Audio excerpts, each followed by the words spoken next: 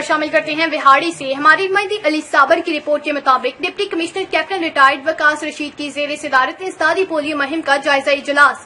Deputy commissioner captain retired وقاص رشید کا سی E O health doctor انجم اقبال پر اظہار برہمی اور سرزنش۔ ڈپٹی کمشنر کیپٹن ریٹائرڈ وقاص رشید کی انسدادی پولیو مہم کے لیے بہترین پلاننگ کرنے کی ہدایت۔ انسدادی پولیو مہم میں کسی قسم کی کوتاہی برداشت نہیں کی جائے گی۔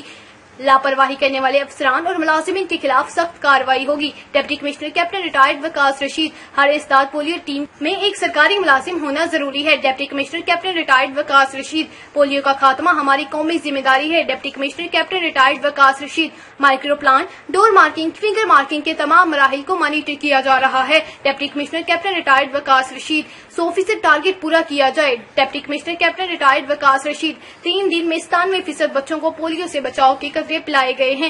سی ای او ہیلتھ ڈاکٹر کیا بچوں کو 2 دن میں قطرے پلا لیے جائیں گے۔ سی ای او ہیلتھ کلاس میں A D C finance Muzaffar Khan, A C Vehari Ahmad Naveed, C E O education Hafiz Muhammad Qasim, D H O doctor Khalid Javed اور دیگر نے شرکت کی۔